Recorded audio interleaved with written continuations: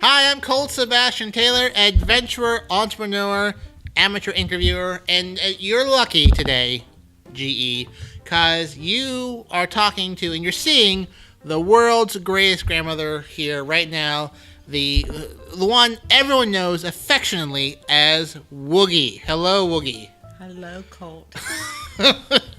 Welcome.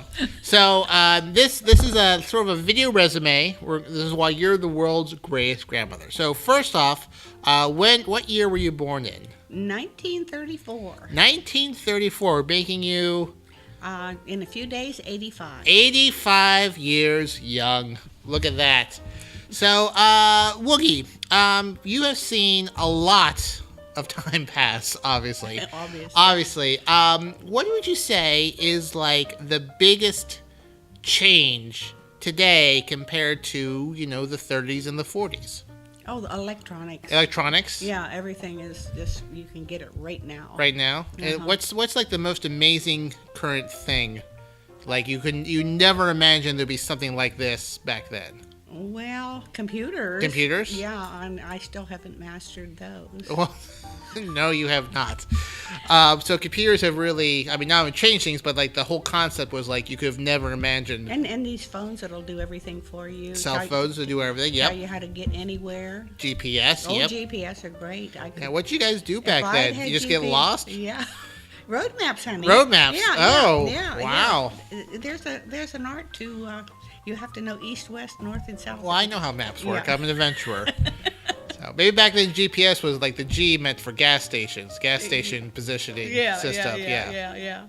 Okay. Also, maybe people don't realize this, but like you grew up before there was an interstate system. Yes. Yeah, like they were putting them in while you were in your prime. Yeah. Whatnot. What was that like? Like before there were interstates, you just take back roads everywhere. Yeah, it took you longer to get anywhere. You couldn't get this. Like going twice as long. Twice as long. Like so, like you used to live out in western Pennsylvania, about 2 hours south of Erie, and probably 3 or 4 hours north of Pittsburgh.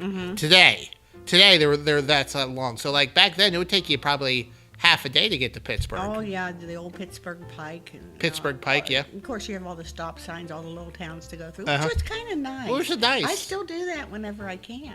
Well, not anymore. Well, you don't drive anymore. You'll have me drive you. Yeah, if we go anywhere, that's we all go right. anywhere. We take the back roads and whatnot. Yeah.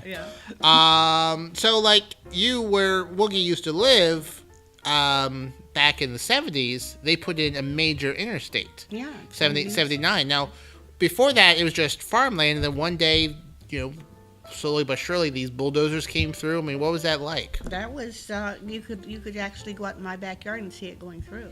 Yeah. The bridge, they put the bridge to go under there. I wrecked a car in the bridge at one time. It was icy. It was, of course, it was icy. It was very icy. Very icy, yeah. Yeah. But your grandfather took the bicycle and rode up and down on it before they opened it. Before they opened it, yeah. Yeah.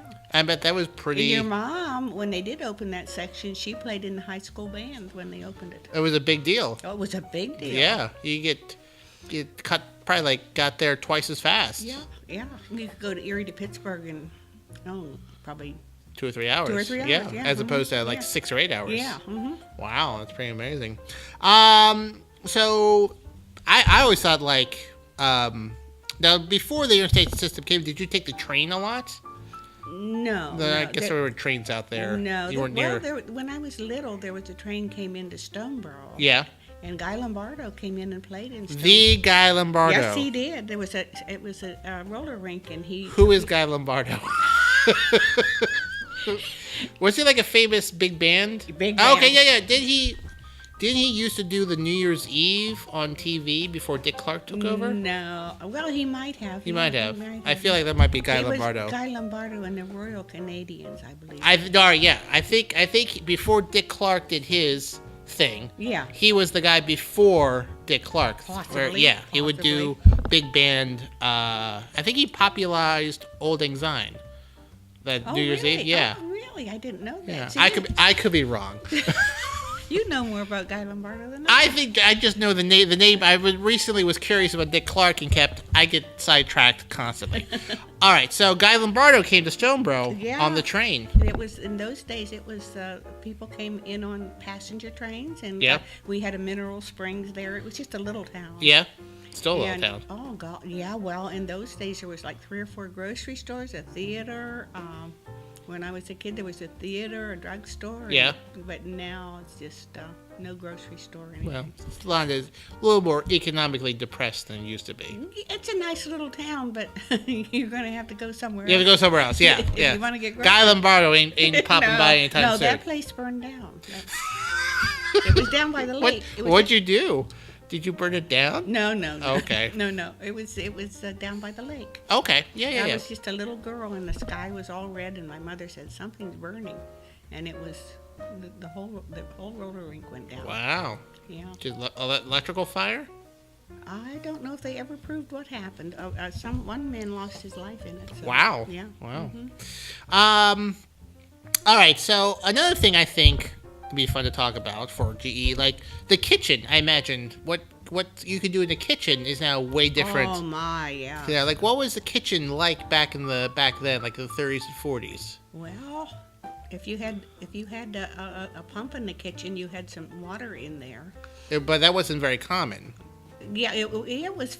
Inside water was common. Okay. But where we lived, when we got the water piped into the house, that was a big deal. It was common, but where you lived in a very rural area. Yeah. So it hadn't quite. It was just starting to get put into that area. Okay. But and then in the 50s, when I was keeping house, we didn't have food. Well, we had food. I had a food processor, I guess. Not in the 50s though. We always wore aprons when we. Okay. Yeah, we always wore these little aprons. Yeah. If that was shower gifts, you got aprons when you got married. Oh, yeah. okay. People don't wear aprons anymore, but.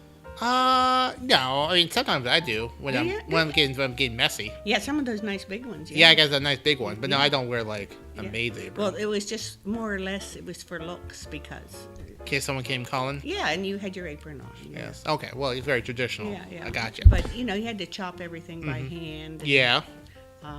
Not any of the prepackaged. If you wanted to make a cake, you had to mix it up from scratch. Oh yeah, there was no cake mix kit. Yeah, I'm not quite sure what year that all came, but you just. You would have to get the flour and the sugar and mix everything together. Yeah, and then when it would come out, you would say, "Oh, look, they've got all the cake, everything to make the cake in one package." A big deal, Yeah, but it's way different. Yeah, you just add an egg, mix, and pour. You were basically just buying the raw materials and making everything. Yeah. How about like the so obviously you had running water, the electricity was there. Yeah. What was like the equipment, like refrigerator? When was refrigerator really common? Did you have a refrigerator growing up? We had an ice box for a while. An ice box. Yeah. Now, how did that work? It was a big box, and the iceman would come around. Well, actually, they took the ice off of Stoneboro Lake, which was beside the place to burn. And you get these big blocks of ice. And they would saw them up during the winter. Yeah, and then they put it in the top, and it kept the bottom cold until the ice was gone. Now, but we got a refrigerator fairly early in mine. Would you have ice in the summer?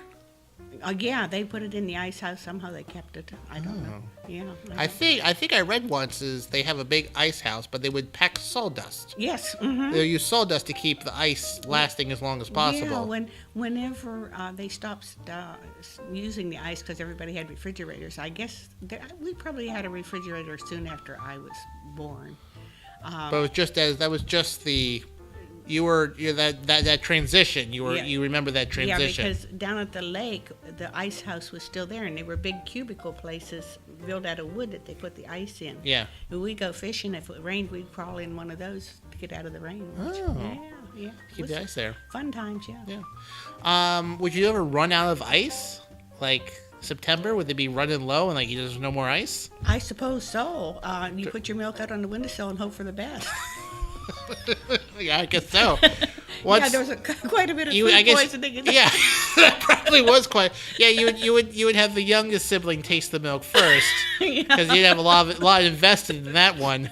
And then, like, okay, then the rest can have it. Yeah, okay. yeah. No wonder the families were so large back then. You had to play the odds. Yeah.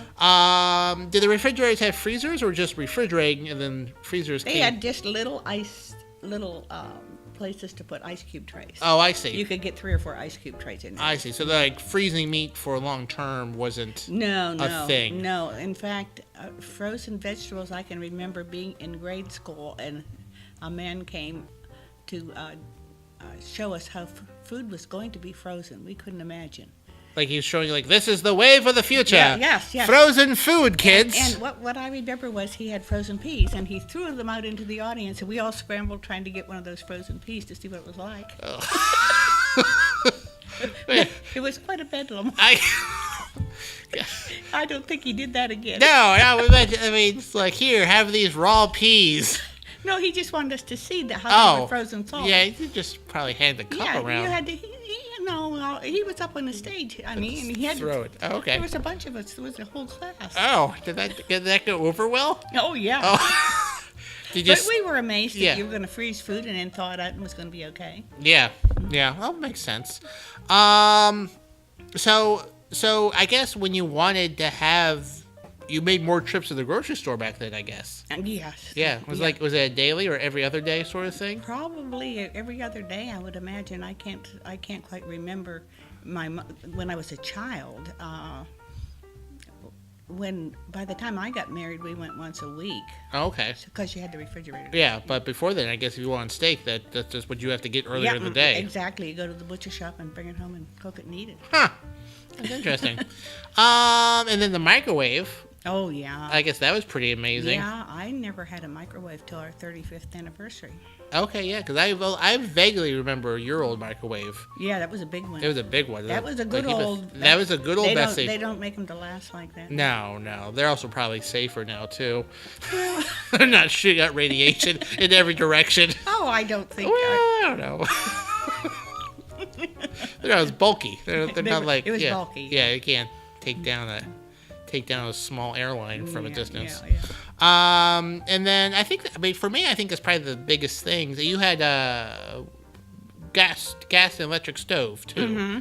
Mm-hmm. You wouldn't do things via wood stove to cook anything. No, my grandmother did. Your grandmother did it well, yeah. Grandma.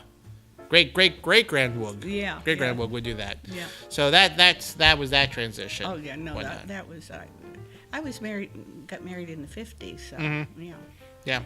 All right, so I thought that was a very interesting to see how technology in the kitchen has progressed. Getting indoor running water by like microwaves. Electric mixer, you used to have to beat your arm off to make a cake. Oh yeah, electric mixers. Yeah.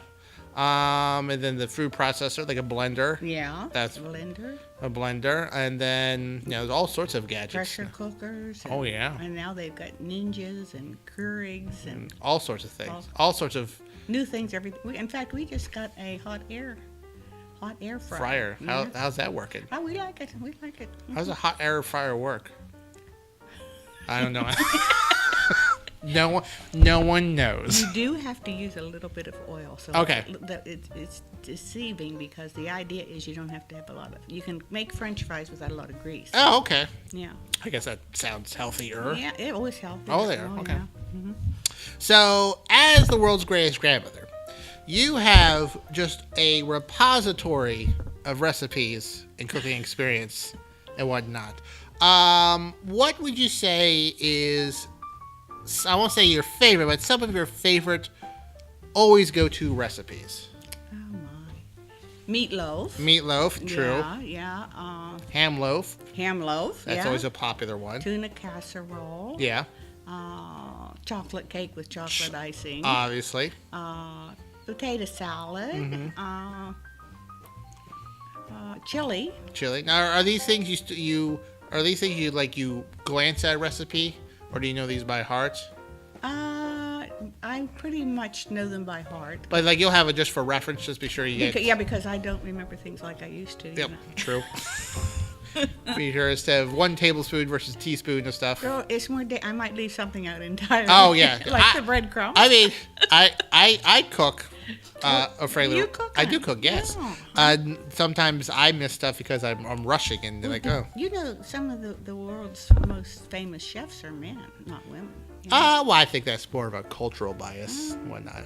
I mean, Julie Childs. Yeah. Right? She's a Yeah. pretty famous person. Yeah, but there's a lot of famous Chef Boyardee. Chef Boyardee, yes, yes. I guess that would be a famous one. One of my favorites. Very your favorites. Now you are also a just renowned dessert maker. All of my adventurer friends often ask, when do we get some of cookies from Woogie and come the holiday times, or a specialty Woogie dessert? When I went to Adventurer College, I would bring my friends up because they knew they would get one amazing meal and then amazing dessert. So besides chocolate cake, what else are some of your famous desserts? Oh my! Well, you just had pineapple upside down. I just had pineapple, which was exquisite. Yes, I have a mocha torte that everybody. Mocha torte's very popular. Yeah. Yep. Chocolate chip cookies, spice cookies. Spice cookies. The ginger cookies. You like those? Oh yeah, the ginger spice cookies. Eggnog logs. I make a coconut cake, but you don't. I can't have coconut. You can't have coconut. No, I can't have and coconut. banana, but Katie can't have banana. Yes. So I don't make those. My anymore. adventurer friend. Yeah, but you are a renowned dessert maker. Renowned, really? Well, everyone knows how great. Everyone I know knows how great your desserts are and whatnot. Okay. Just saying. So what sort of are your, like, if you're in a kitchen and there are like three things, what are your top three things you use in a kitchen? To make a meal. Any sort of stuff, like what are the top appliances, tools, whatever. Like what does every kitchen need? Pots and pans. Pots and pans. Running water. Running water. Something to keep the bears out. Yeah. It depends on what you're going to make, honey. An oven. An oven. Mm-hmm. Yeah, pots and pans. And, What makes a good oven? How do you know you have a good oven? If the stuff is done when it's supposed to be done. Okay. Very low bar. Very low bar. You know what? I've never broiled anything.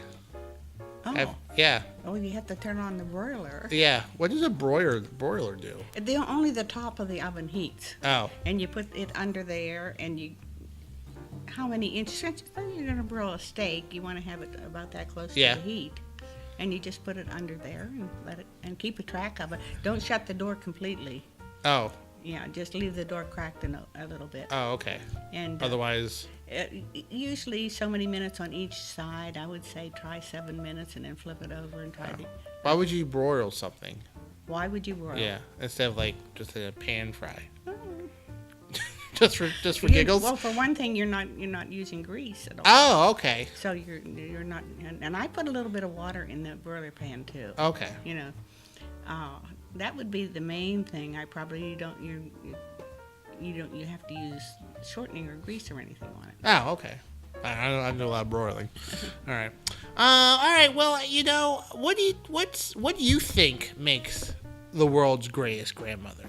What sort of characteristics? If you don't get picked, which would be a travesty if you're not picked as the world's greatest grandmother, what do you think are some? What makes a great grandmother? Well, I have to think of my own mother. And Okay. She loved you no matter what. Mm-hmm. No matter what kind of trouble you got into. Yep. She was always there. Unconditional love. Yeah, unconditional love. That makes it is one of the things. Being there, Mm-hmm. A little walking around money to kids once. A little walk around money, yeah. And if they're going to come for vacation, you try to find really fun things to do, like going down the river in an inner tube. That's right. One time, Woogie and I, when I was a wee little adventurer, we went to this river in western Pennsylvania called the Clarion River, a major river in the area. Yeah, big river. Big river, not for shipping or anything like that, but it had a lot of water. And we got in a truck, got some air tubes, drove us up, 10, 15 miles up this dirt road, and dropped the air tubes off. And left us. And if you wanted to drive home, you had to get into the river and float down the Clarion River to where you parked. Mm-hmm. And how old were you back then? Well, Well, how old were you? I don't know. 10, 12? 10, 12. So I guess you would have been, what, like 50 or something? 50, 60? Yeah, probably, yeah. So... I could do the math if I had paper. Yeah.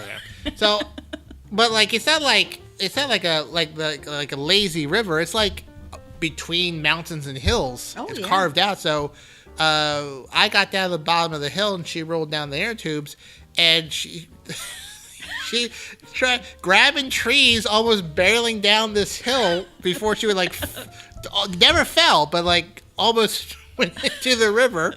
And we got it, and we floated down the river it took about 2 hours, I think. Well, I remember we didn't know if we were still back in Pennsylvania. Yeah, it was right near it was out in the middle of nowhere. Like, Yeah. I don't think even there's cell phone service there today. It'd be surprising. There definitely wasn't there back then, but I didn't know there was there today. It was in Cook's Forest. It's a big forest. It's a big forest, yeah. But we got down where we parked. Well, I kept getting stuck in the rocks, and you had to get out. Oh, yeah, the water was a little low that Yeah. year, and so... You were the one that designated to get out and pull us out of the rocks. Yeah, when you got a little undercarriage got a little hung up on the rocks. The rudder got stuck on a sandbar. It was a bit of an issue. And then you also used to ride roller coasters. Well, I rode it once, and Yeah. Remember the time the tornado came up when you guys were? Oh yeah, we went through a tornado once. Yeah, at an amusement park. Yep. I remember. Very well. We spent all day in this amusement park, and at various times throughout the day, they would shut down the park because of lightning. And it would last for 20, 30 minutes, and then back up again. And then, what do you remember at the very end I of the day? remember that you and your brother were on the Blue Streak. The Blue Streak, yeah. And I was afraid that the power would go off and you'd be... Well, actually, some people did get stuck on the Ferris wheel. Yeah. But you were the last ones to get off, and then after that, all the lights went out, everything. Yeah, we were the last And ones we ran on. for the car. We did. Things were flying through the air. Yeah, well, Trees came down. Trees came down. Yeah, it was very, very quite the adventure. Yeah, we were the last ones on. And I think that's why you like to do the weather now. I like to do snowstorms, but if it's a tornado, I'm down in the basement. I don't mess around with ice or wind. That's not my thing.